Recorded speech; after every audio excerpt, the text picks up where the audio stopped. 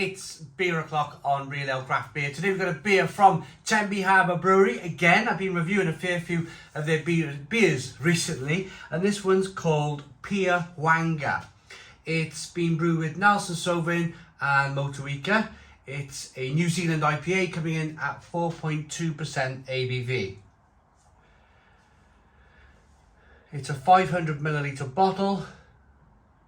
It's got a yellow bottle cap.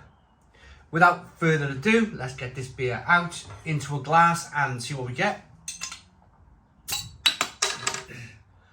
Nice bit of smoke on the bottle opening, beer in the glass.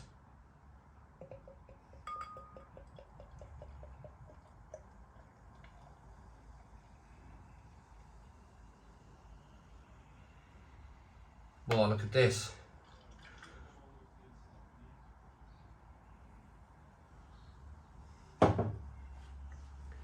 We've got a one finger white head, good levels of slow moving carbonation. It's quite a pale looking beer, this one. Straw coloured pale with a little bit of haze going on. Looks really interesting. Well, we'll be able to tell if it's bottle condition later on the review when we get we drink some of this beer and we fill the glass back up. But let's get the aroma on this beer then. Wow, that is full on. Well, you can tell a New Zealand hop. At the beginning I couldn't. When I first tried, I think it was Oakham's Citra. No, I don't think Citra is a New Zealand hop. When I was first trying the Nelson Sauvin hops and the Motuekas of the world, it's more. It's a funny one because I can establish the aroma now. I can definitely tell it's that New Zealand style kind of white grape, slightly spicy, slightly peppery, bit of lemon.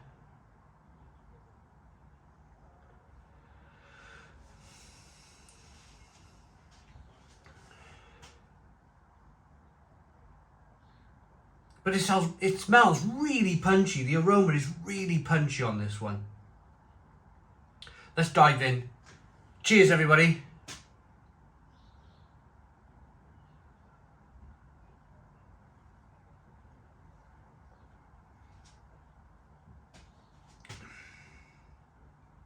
Yeah. Straight away, a really punchy, hoppy beer.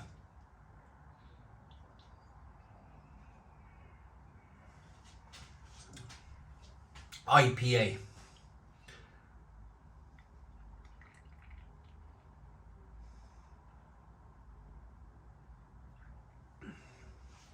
Getting in now, getting to that kind of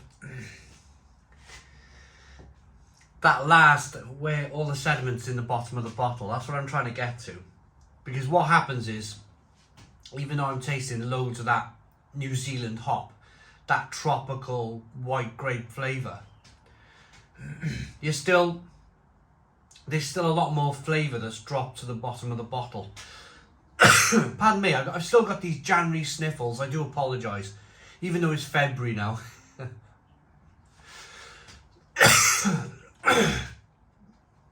I've had a few nights where I've just been blocked up, and when you're blocked up laying in bed, you can't sleep, can you? So there's been nights where I've been awake from like 4 o'clock in the morning just lying in bed with a blocked nose, and you can't blow it too much, you can't sniffle too much because you got your wife next to you, and that causes all sorts of ructions, doesn't it?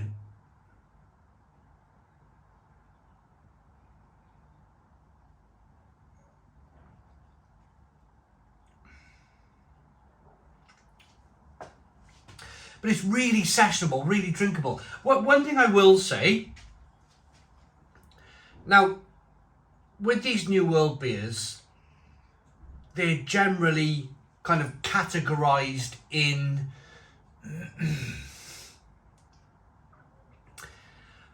like pale ales go from about 4% to about 6% ABV. in the new world way of thinking with these American, New Zealand, Australian beers. Australian style, American style. IPAs in general. When you get to IPA, it goes from 6% to 8%. And then double IPAs generally come in from 8% upwards. And then you get kind of quad IPAs, and it just goes on and on and on. But the point I'm trying to make here is that it's a 4.2% ABV. So it's interesting that they've chosen to call it an IPA.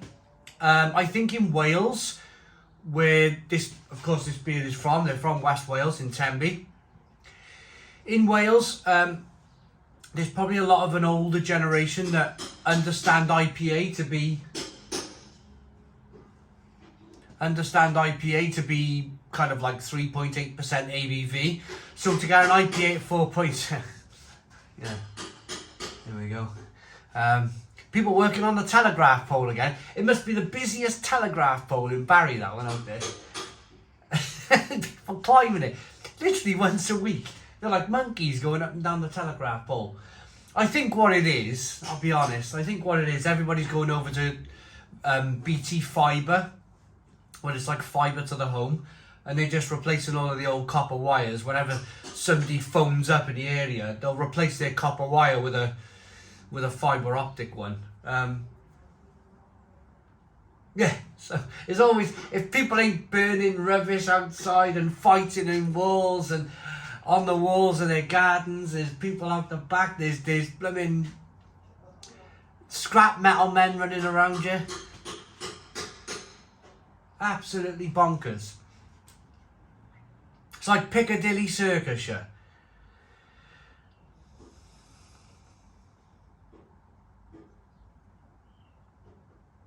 Anyway, I think I was talking about Welsh kind of style or British style IPA of the older generation, wasn't I? Where you may go to a working man's club, the beer might be 3.8% ABV, it might be called an IPA. That was generally the case. What have you got? Flowers, IPA, you see it in Wetherspoons every now and again. Brains did an IPA at about 3.6% ABV.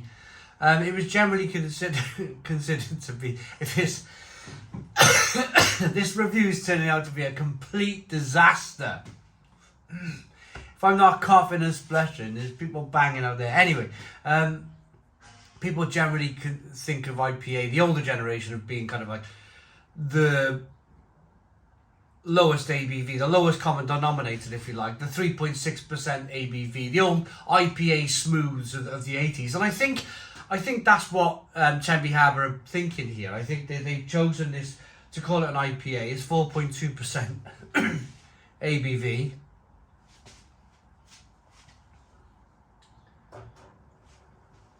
And they're thinking along the lines of kind of maybe an older style drinker. That's what I'm thinking. Otherwise, if they're thinking New World, if they were to think New World, they'd probably call it a pale ale. We got there. We got there in the end. And they stopped banging. It's a lovely IPA, all the same. Good lacing. I've had the beer probably 5 months. So it looks to maybe slightly oxidized, but it's still tasting great. You can see the carbonation, good lacing, still a decent beer. I'm ready to rate it.